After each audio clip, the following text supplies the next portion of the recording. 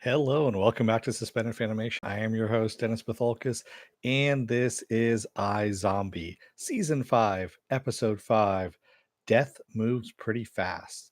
As you can tell from that title, yes, it is kind of a Ferris Bueller-esque kind of episode, but not really.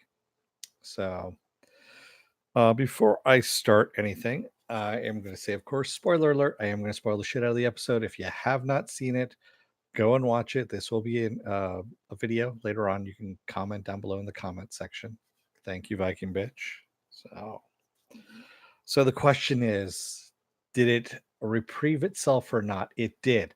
Now, while this was not the A team writing that episode 3 was, it wasn't the Z team writing that we've gotten from the first 2 episodes and last week's episode.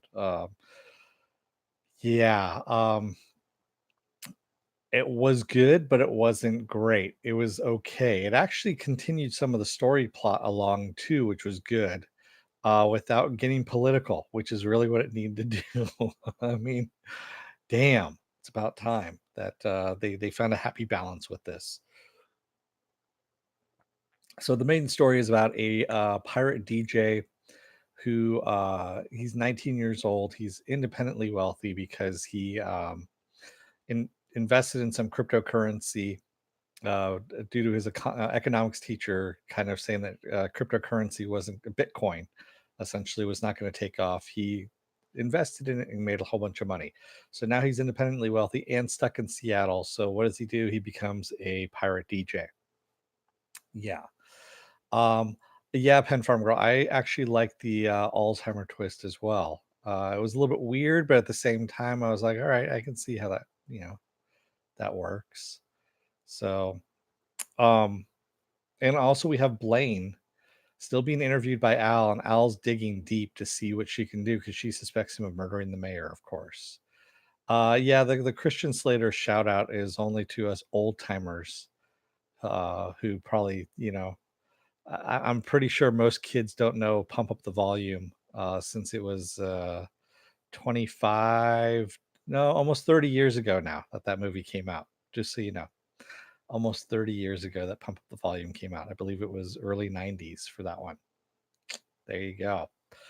But yes, it was nice having a Christian Slater shout out, who, of course, is playing the dad on Mr. Robot now. That's how old Christian Slater is. Yeah. You're too young to know that one. Yeah, right, Pen Farm Girl. I believe I saw Pump Up the Volume in the theater when it came out, if I'm not mistaken. So, yeah. So the DJ Harris, of course, is throwing a big 80s party at his house, and everyone's there, and he happens to live right next door to Blaine. And Al is getting ready to leave Blaine's place, and her car has been blocked in by one of the people at Harris's party. So Blaine goes over to tell the kid to move his car. So he gets over there, and of course, Harris comes to the door and gives him a lot of shit, basically calling him Doogie Howser and all that kind of stuff. And how that kid knows who the hell Doogie Howser is, who knows? I mean, he's 19 years old, for Christ's sake. And Blaine basically stops him and goes, "You know who I am, right?" And he says, I'm the guy who has people killed. And he goes, "Not figuratively, literally." He goes, "So, move your fucking car. Get the person who has the car here and move it." And Harris looks scared for a second. He's like, "Okay." And then he shuts the door in his face and walks away. Not a good thing to do.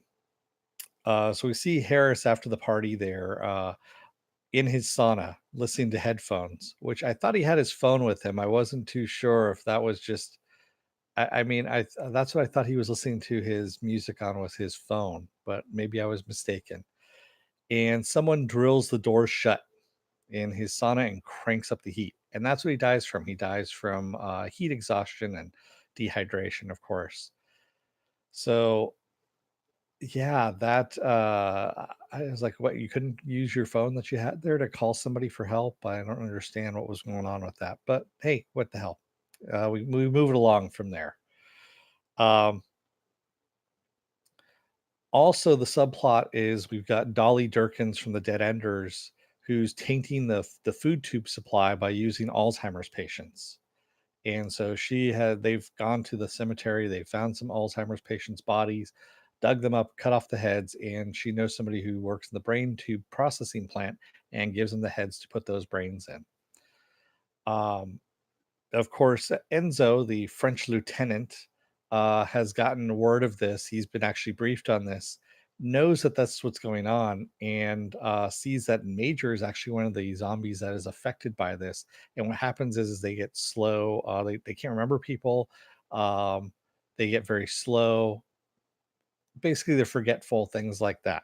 And the reason why is because Enzo wants to go back to being the hardcore military company that Fillmore Graves used to be, not this a quieter kind of occupying force that Major has made it.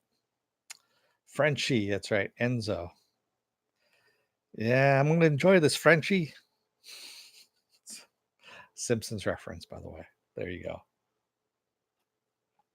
Mayor Quimby's nephew. Yeah. So Liv and Ravi, by the way, when they go to investigate Harris's murder, one of the cops tells him, "Watch out! There's some, purple nurple on the floor there. You're going to slip on it. It's basically some sex wax kind of stuff." And who slips on it but Clive?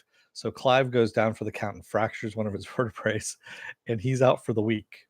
So Liv and Ravi are on their own pretty much, and as they go in and they're trying to interview Harris's best friend Ham, uh, Clive calls in, but he's high as a kite on painkillers and is not very, very good at all this. Hey, movie Fanobi. Wow. I'm surprised you're not asleep by now. I mean, isn't it late out there for you?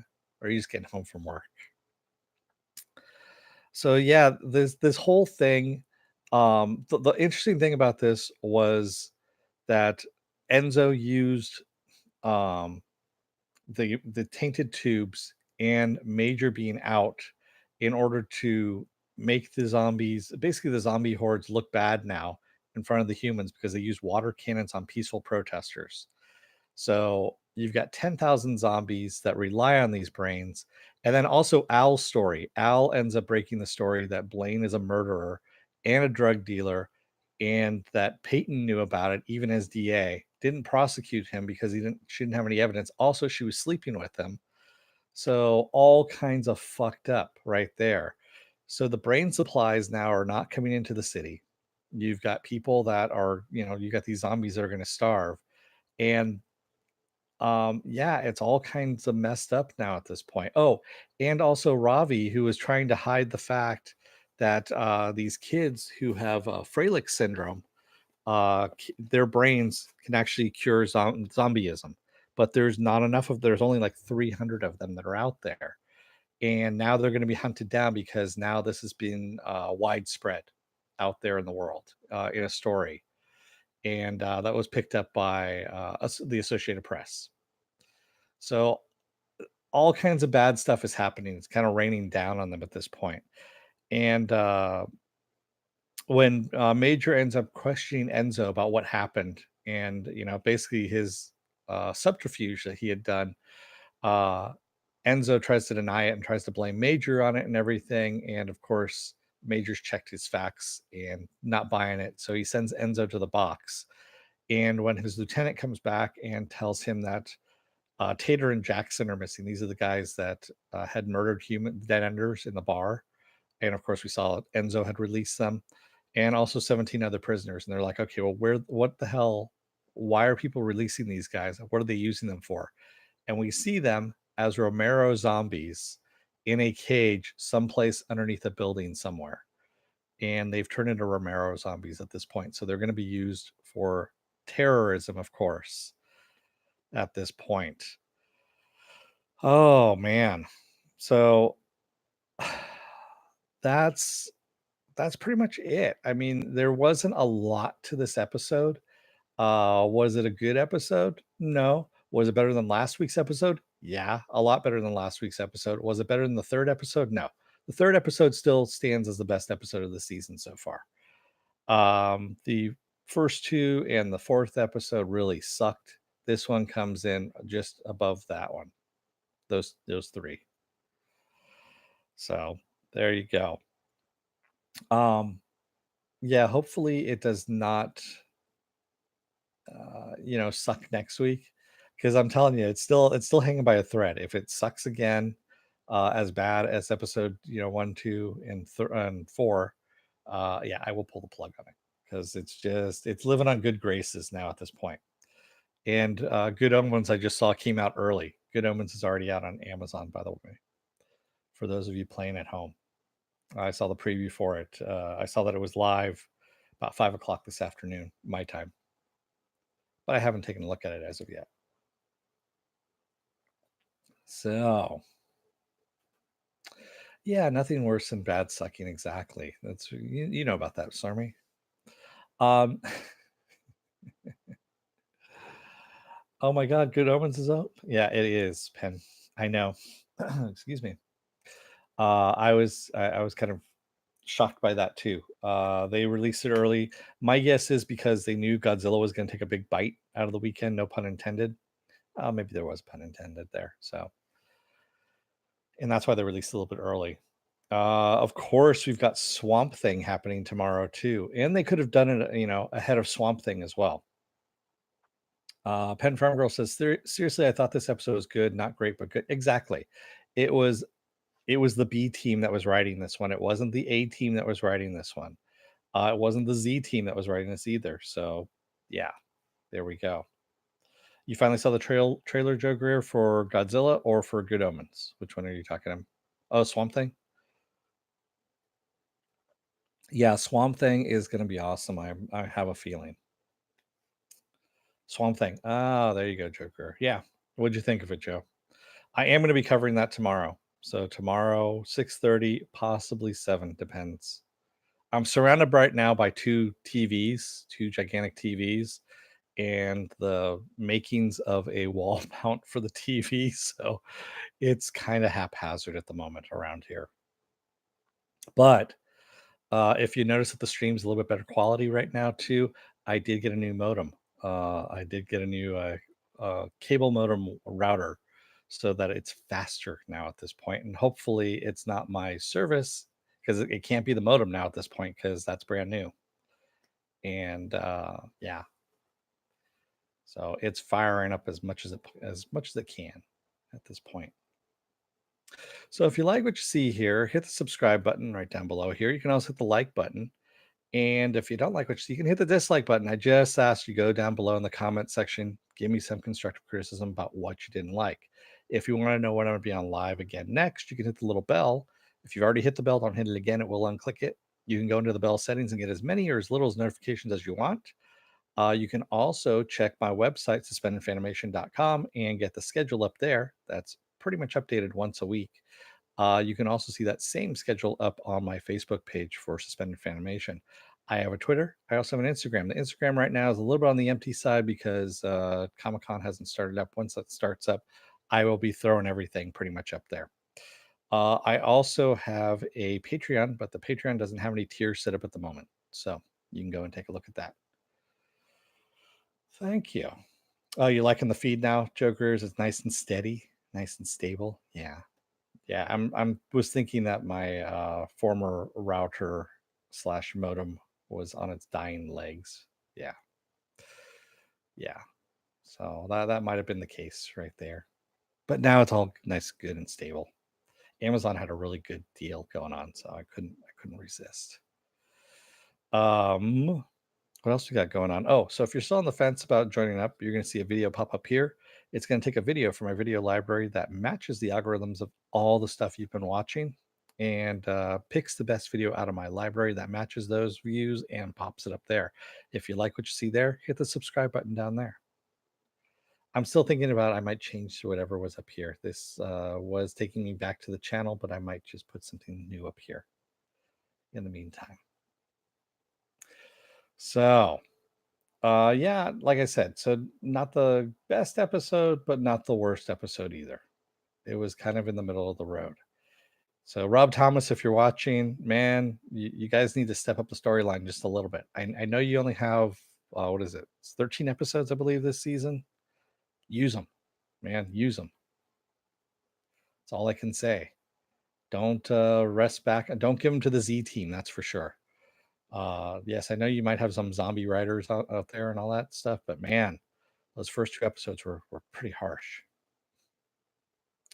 Rob Thomas is trying to bring back the Lost Boys and see that. Oh man, no, don't do that. I really, Michael Caine said it best. You remake bad movies. That's what you remake. You don't remake good stuff.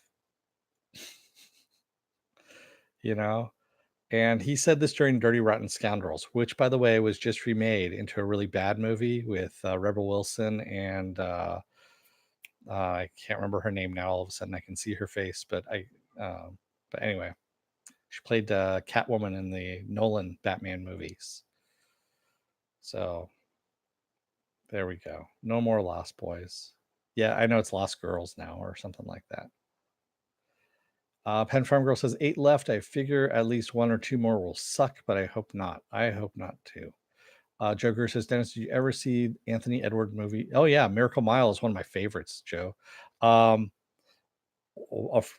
good friend, or not a good friend of mine, I should say, an old friend of mine that from the comic book store days, um, Bill Selby. Actually, if I remember correctly, he did the poster for that, the artwork on that for that movie, and that is an awesome, awesome movie. It's a very dark movie. It has a very good ending, but yeah, it's really good. Yeah, Joker. Bill Selby has done amazing artwork. He actually did one of the old original Star Wars posters with the cantina scene. You've probably seen it. It's the one that's blue, red, and yellow kind of ish, and it has, a cantina scene in it, and that's Bill Selby's artwork. It's been reprinted so many times it's ridiculous. But yeah, he did the original artwork for it. He's a phenomenal artist. I mean, just great artist. So I can't talk to Bill enough on that. So yeah, if you ever go out and take a look at his artwork, he's got it out there. I mean, he's done covers for Fangoria and all those kind of things. I mean, he's done monster movie covers. He worked in the industry for a while, let's just say. So yeah, he really knew his stuff,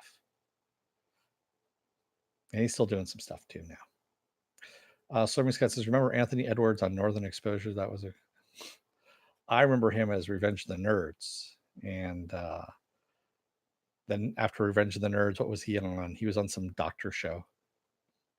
Wasn't that on TV? That's when he started losing his hair. Now he's all respectable and serious. Actually, he's kind of bloated up, if I remember correctly. Last time I saw him, he was a little bit on the chunky side. I don't know what happened, but sometimes it happens. You get older and shit happens, and things go wrong with your body. That's all I'm gonna say. I'm not going to talk about getting old now at this point because that's gonna be boring. So anyway, going back to iZombie, yeah, Pen, I agree with you. I hope they actually stick it out and don't suck anymore than what they. I hope those 3 episodes were just the 3 episodes they need to get out of their system that we're gonna suck, and the rest of the season's okay. Because I want them to go out, on a high note at least. So, and this was a pretty bare bones episode, I have to admit. There wasn't a lot to it, but at least we got closure this time around. We got we finally found out who killed Harris. By the way, I forgot to even mention all that. Who killed Harris? And not Ferris, but Harris, and it was Ham. It was Ham who killed him, his best friend, because Harris had been always wealthy, so his family was always wealthy. And at one point, he convinced Ham to go and steal golf carts from his dad's golf course, drive donuts around it, and break some windows. And his dad kind of laughed it off when everybody found out about it. But his dad took away his college money, so he was stuck in Seattle when the walls went up. Otherwise, he would have been out in college at that point, and hated him ever since for it. And he said, Harris had made enough money that he could have just sent him to college, especially on the amount of money that he paid for the zombie cure that he paid for Amy. Penn Farmer says, I don't hate the Dead Enders. Tonight's twist was okay. They just need to keep it to a minimum. Yeah, exactly. Don't politicize it. Don't bring it into the real world stuff, and keep it, keep it light like what they're doing. Exactly. I agree with you, Penn. Once you start equating it to real world shit, that's when it all goes down the tubes. Penn Farmer, and all Harris left him was the used radio equipment. Yeah, I know. And that was the other thing too, is he left him the used radio equipment, but only if he would keep the broadcast alive and if he changed the name to ham radio. Those are the two specific things that he mentioned in his video will, which is a dick thing to do, even in death at that point. Yeah. I mean, complete and total. Yeah. Harris was not cool like Ferris. Ferris, at least, cared about his friends, whereas Harris was just a dick. That's all he was. He was a typical little 19-year-old jerk off who has way too much money in his pocket. Not that I'm saying all 19-year-olds are like that. I'm just saying that, usually the rich ones like that are usually pretty much dicks. So, and on that final note, so join me tomorrow for Swamp Thing. Swamp Thing at 6:30 p.m. Eastern, or excuse me, Pacific Standard Time, Eastern Time. Oh man, it's getting late. Also, Saturday is not going to be Saturday morning blast off. It's going to be Saturday afternoon blast off. Make sure you take a look at the schedule. I believe I have it set for 3 p.m. That's because Daddy's going to go and drink in the morning, is what he's going to do. Actually, no, I'm going to a beer tasting. Moving over here. No, I'm not moving over to the East Coast, Pen. I'm not. Sunday, of course, is going to be the premiere also of Nosferatu on AMC. So if you are a fan of Joe Hill or Stephen King stuff, because Joe Hill is Stephen King's son, I'm going to be covering that. I'm going to start covering that. And let's see. Monday, of course, is still going to be The Tick season 2. I'm going to finish that out. And Wednesdays is going to be the premiere of Krypton. Yeah. Sci-fi's Krypton. Yeah. Oh no, I'm not going to be blasted for SBO. Slurmy. Too far of a drive for that to happen. It just so happens that, excuse me, one of my favorite breweries is doing a little tasting of a new beer they have coming out, and you also get a nice glass. I think they actually took the same glasses that Stella Artois was doing for the water. I don't know if you've ever seen the. So Stella Artois has and I know I'm murdering that name, but that's fine. They are doing this campaign that if you donate so much money for to give clean water to people in other countries, you get these nice Stella glasses that are seasonal. Actually, they make them for different countries and all that kind of stuff, and they give them to you. They're actually really nice glasses.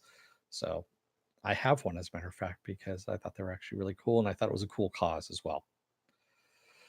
One more time, who is airing Nosferatu? AMC.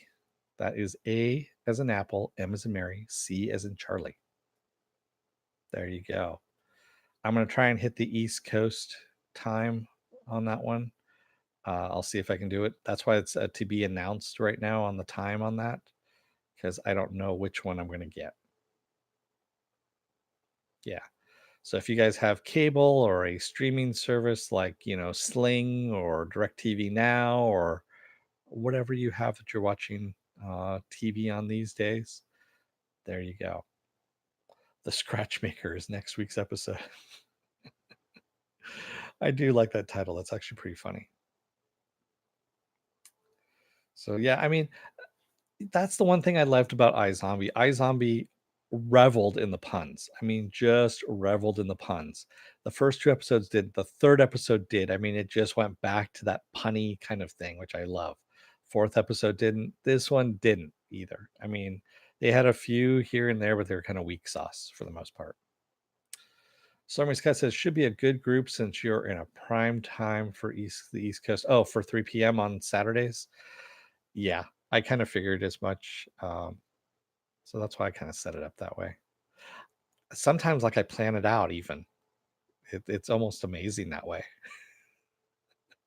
I was actually looking at my schedule because I did make a schedule, believe it or not, and I found out that the tick actually ends right when Legion begins. So the week before, I will finish the Tick season 2, and then the week after, Legion, the final season starts on Mondays. So that'll roll around there. Nosferatu ends just the week before Preacher begins on AMC. So that's going to roll over into that. It's almost like I plan these things. It's kind of weird, you know. Uh, Slurmy Scott says no for Swamp Thing tomorrow. Oh, oh, you mean for Swamp Thing tomorrow? Oh, that's what you meant. Prime time for the East Coast for Swamp Thing. Yeah. Movie Fanobi may still be awake for Swamp Thing. That's if he ever gets. Yeah, he'll probably watch it. I wouldn't be surprised. Yeah. Yeah, it's gonna be interesting to see how that is. I mean, it could go one of two ways, quite honestly. And I hope it doesn't go Titans because Titans was pretty bad. Um, I'm still not a huge fan of James Wan, but the trailer gives me hope. The trailer looks like an out and out horror movie, and that's what I'm thinking these episodes are going to be for this. But we'll definitely see tomorrow. Yeah, I mean it's especially the one that they just did, the latest one with Abby Arcane, where they're introducing her as a CDC doctor and investigating this whatever this plague is that's coming out, and it looks pretty good. Penn Farm Girl says, I'm worried it will start Doom Patrol quality but suffer with EA rushed ending. With a rushed ending. Yeah, I don't think that actually is what happened. I think they ran out of money for it. Because what it looked like was James Wan was doing a huge budget on this thing, and they didn't have that budget because they're still pretty much a startup, if you will. And they gave Doom Patrol 2 more episodes, and then they took away the 3 episodes from Swamp Thing because they were over budget, is what I'm guessing. And that's when they told them, you know what, season 10 or episode 10 is your last episode. Make do with that. And it's kind of funny. I believe after Swamp Thing airs, there is the animated Harley Quinn, which is supposed to be like R rated because she's killing people and swearing and stuff like that. I think that's supposed to be on after Swamp Thing, if I remember correctly in the order. I have to take a look at it again, but I'll be covering that. So it looks like it'll be fun. So anyway, it's getting late for you guys. I'm gonna let you guys go. Again, take a look at the videos, hit the subscribe button, hit the like button. Uh, thank you everybody who joined me in the chat. Slurmy Scott, Penn Farm Girl, Joe, Penn Farm Girl, Joe Greer the Third, and we had a special guest appearance by Mufinobi who zipped in and out. Yeah, yeah. No problem, Slurmy. I'm glad you enjoyed it. It's one of the best TV shows that's out there right now in its entirety. I suggest the same thing for those of you who haven't watched it. So the CW, you can watch all that stuff for free. They have an app that you can watch all the CW shows for free, usually the day after they air. Um, DC Universe, you can sign up for a free 7-day trial and you can watch anything that's on there. So the entire season of Titans, if you really want to torture yourself, or the entire season of Doom Patrol, which is awesome. Plus, they also have movies that are on there. They have Batman the Animated Series, the entire series there, the entire series of Batman Beyond, which I was actually watching a couple episodes last night because I felt nostalgic and wanted to see. And I'm hoping they do the same kind of 4K transfer that they did for Batman, because Batman the Animated Series looks brilliant in the 4K transfer that they did. So I'm hoping they do the same thing for Batman Beyond. Yeah, Warhawk is awesome. That was, you knew the episode I was watching, Joe Greer. That's kind of interesting. That's the exact episode I was watching, was the Justice League Unlimited version of that. Yeah. Thanks, everybody. I will let you go this time for sure. It's like a Minnesota goodbye, keeps doing all this stuff. You made it sound as bad as Inhuman, so I was prepared. I'm sorry, Pen. It just really was bad. I mean, there's a lot of dick jokes inside that because of Dick Grayson, and they were doing dick joke, and I don't know if they were doing it intentionally or unintentionally or how it was doing it, but they were making their own dick jokes as they were going along, which was bad. And then the quality of it was just bad, and then it was very dark. I mean, I was watching this on a 65-inch big screen TV, and it was still freaking dark. So, yeah. Anyway, Swamp Thing tomorrow. We'll see you then. Um, Again, take a look at the videos, hit the subscribe button, hit the like button, visit the website, and thank you, everybody. I'm glad you guys can come in, and I hope you enjoyed what you've been watching. So, good night, everyone. Don't let the door hit your ass on the way out. Otherwise, you may find out that some 19-year-old kid is making a whole bunch of 80s references, and you're wondering how in the fuck he knows all of this. Thanks, everybody. Good night.